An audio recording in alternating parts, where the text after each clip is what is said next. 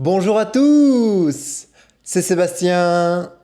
今日はレベル別の聞き取り問題をします。初級、中級、上級の3つの会話を聞いてみましょう。わからない単語があっても大丈夫。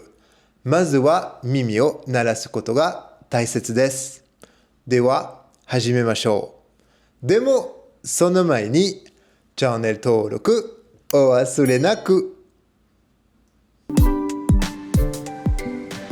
このチャンネルを応援してメンバーになりたい方は、メンバーになるボタンを押してくださいね。Niveau débutant. Le premier dialogue est un dialogue entre Emma et Julien. C'est un dialogue de niveau DELF A1 à A2. Salut Julien, tu fais quoi samedi?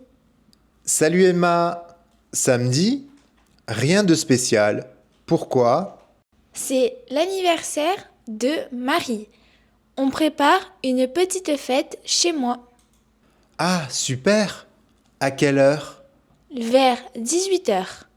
Tu peux apporter un gâteau? Oui, pas de problème. Je peux aussi acheter des boissons. Merci. Moi, je m'occupe de la musique et des décorations. Parfait. Est-ce que Marie est au courant? Non, c'est une surprise. Génial. Alors, à samedi. Question. Que fait Emma samedi? Pour qui est la fête? À quelle heure commence la fête? Qu'est-ce que Julien apporte?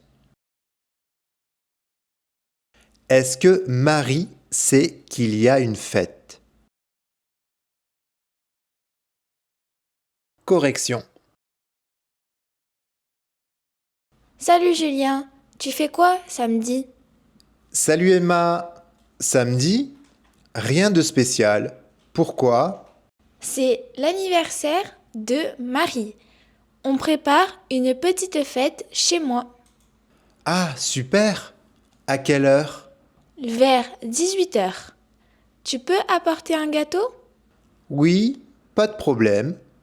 Je peux aussi acheter des boissons. Merci. Moi, je m'occupe de la musique et des décorations. Parfait. Est-ce que Marie est au courant? Non, c'est une surprise. Génial. Alors, à samedi. Que fait Emma samedi? Elle organise une fête d'anniversaire. Pour qui est la fête? La fête est pour Marie. À quelle heure commence la fête? Vers 18 heures. Qu'est-ce que Julien apporte? Il apporte un gâteau et des boissons. Est-ce que Marie sait qu'il y a une fête? Non, c'est une surprise.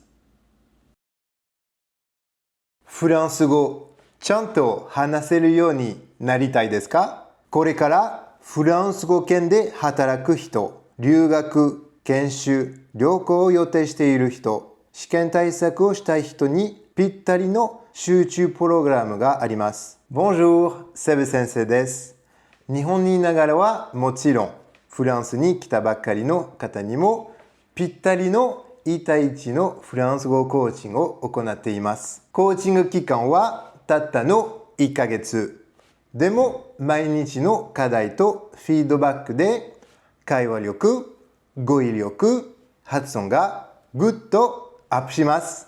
毎日 LINE でボイスメッセージをやり取りして、週末には30分ほどの復習レッスンも完全個別対応だからあなたの苦手を徹底サポート。たくさんの受講者の方から高い評価をいただいています。毎月2名限定です。今すぐ詳細をチェック。Niveau intermédiaire. Le deuxième dialogue est un dialogue entre Sophie et Lucas. C'est un dialogue de niveau DELF B1 à B2. Depuis la pandémie, je travaille presque tout le temps à la maison. Au début, j'étais ravie, plus de transport, plus de bouchons et surtout plus de réveil à 6 heures du matin. Oui, c'est vrai que c'est pratique. Mais tu ne trouves pas ça un peu isolant? Si, complètement. Au début, c'était agréable, mais au bout de quelques mois, j'ai commencé à me sentir seule. On perd le contact humain, les petites discussions autour du café. C'est exactement ce que je ressens aussi. Et puis, à la maison, j'ai du mal à séparer le travail et la vie personnelle. Pareil, mon ordinateur est dans le salon, alors même le soir, j'ai envie de juste finir un truc. Résultat, je travaille tout le temps. C'est ça le piège du télétravail. Il faut vraiment apprendre à s'imposer des limites. Oui, mais malgré tout, je ne reviendrai pas au bureau tous les jours. 1 ou 2 jours sur place, c'est suffisant pour moi. Moi aussi. L'équilibre parfait, c'est le travail hybride. Question.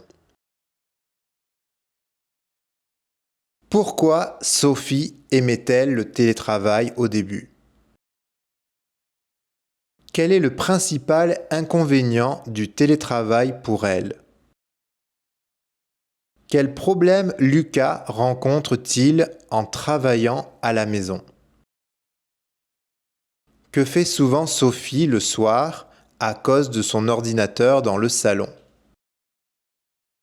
Quelle est la solution idéale selon eux? Correction. Depuis la pandémie, je travaille presque tout le temps à la maison. Au début, j'étais ravie, plus de transport, plus de bouchons et surtout plus de réveil à 6 heures du matin. Oui, c'est vrai que c'est pratique. Mais tu ne trouves pas ça un peu isolant? Si, complètement. Au début, c'était agréable, mais au bout de quelques mois, j'ai commencé à me sentir seule. On perd le contact humain, les petites discussions autour du café. C'est exactement ce que je ressens aussi. Et puis, à la maison, j'ai du mal à séparer le travail et la vie personnelle. Pareil, mon ordinateur est dans le salon, alors même le soir, j'ai envie de juste finir un truc. Résultat, je travaille tout le temps. C'est ça le piège du télétravail. Il faut vraiment apprendre à s'imposer des limites. Oui, mais malgré tout, je ne reviendrai pas au bureau tous les jours. 1 ou 2 jours sur place, c'est suffisant pour moi. Moi aussi. L'équilibre parfait, c'est le travail hybride. Pourquoi Sophie aimait-elle le télétravail au début?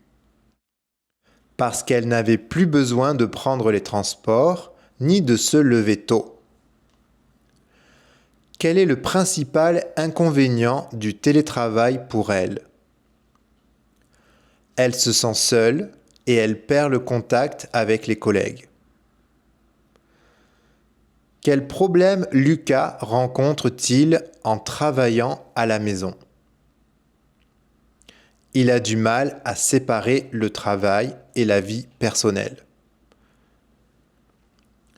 Que fait souvent Sophie le soir à cause de son ordinateur dans le salon?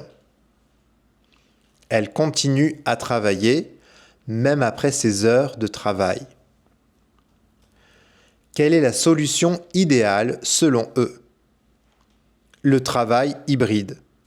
Travailler quelques jours à la maison et quelques jours au bureau. Niveau avancé. Le troisième dialogue est un dialogue entre Pierre et Nadia. C'est un dialogue de niveau DALF C1. Tu as lu cet article sur le retour des loups et des ours dans certaines régions d'Europe? Oui, c'est fascinant. Après des décennies d'absence, certaines espèces sauvages reviennent naturellement ou sont réintroduites pour rééquilibrer les écosystèmes. C'est une bonne nouvelle pour la biodiversité, mais beaucoup d'agriculteurs ne sont pas d'accord. Ils craignent pour leurs troupeaux. C'est compréhensible. Il faut trouver un équilibre entre la protection des espèces et la sécurité des habitants. Dans certains pays, on indemnise les éleveurs en cas d'attaque. Le plus intéressant, c'est que ces réintroductions changent aussi les paysages. Par exemple, dans certaines vallées où les loups sont revenus, les cerfs se déplacent différemment, ce qui permet à la végétation de se régénérer. C'est incroyable de voir à quel point tout est lié. Quand une espèce revient, tout l'écosystème s'adapte. Oui, et ça montre que la nature a une capacité de résilience extraordinaire, si on lui laisse une chance. Question. De quoi parle l'article mentionné par Pierre? Pourquoi ces animaux reviennent-ils? Quelle est la principale inquiétude des agriculteurs? Quel effet positif la réintroduction des loups a-t-elle sur la nature? Que veut dire Pierre à la fin de la conversation? Correction. Tu as lu cet article sur le retour des loups et des ours dans certaines régions d'Europe? Oui, c'est fascinant. Après des décennies d'absence, certaines espèces sauvages reviennent naturellement ou sont réintroduites pour rééquilibrer les écosystèmes.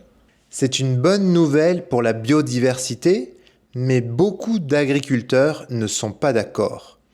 Ils craignent pour leurs troupeaux. C'est compréhensible. Il faut trouver un équilibre entre la protection des espèces et la sécurité des habitants. Dans certains pays, on indemnise les éleveurs en cas d'attaque. Le plus intéressant, c'est que ces réintroductions changent aussi les paysages. Par exemple, dans certaines vallées où les loups sont revenus, les cerfs se déplacent différemment, ce qui permet à la végétation de se régénérer. C'est incroyable de voir à quel point tout est lié. Quand une espèce revient, tout l'écosystème s'adapte. Oui, et ça montre que la nature a une capacité de résilience extraordinaire, si on lui laisse une chance. De quoi parle l'article mentionné par Pierre? Il parle du retour des loups et des ours dans certaines régions d'Europe. Pourquoi ces animaux reviennent-ils? Parce qu'ils sont soit réintroduits par des programmes de protection, soit reviennent naturellement pour rééquilibrer les écosystèmes. Quelle est la principale inquiétude des agriculteurs? Ils ont peur que ces animaux attaquent leurs troupeaux. Quel effet positif la réintroduction des loups a-t-elle sur la nature? Elle modifie le comportement des cerfs, ce qui permet à la végétation de repousser et à l'écosystème de se régénérer. Que veut dire Pierre à la fin de la conversation? Il veut dire que la nature est capable de se régénérer d'elle-même, à condition qu'on la laisse tranquille. 皆さん、どうでしたか？どのレベルまで行きましたか？コメント欄で教えてね。この動画が気に入ったら、高評価、チャンネル登録、シェアもお忘れなく。では、また次回の動画でお会いしましょう。Au revoir les amis!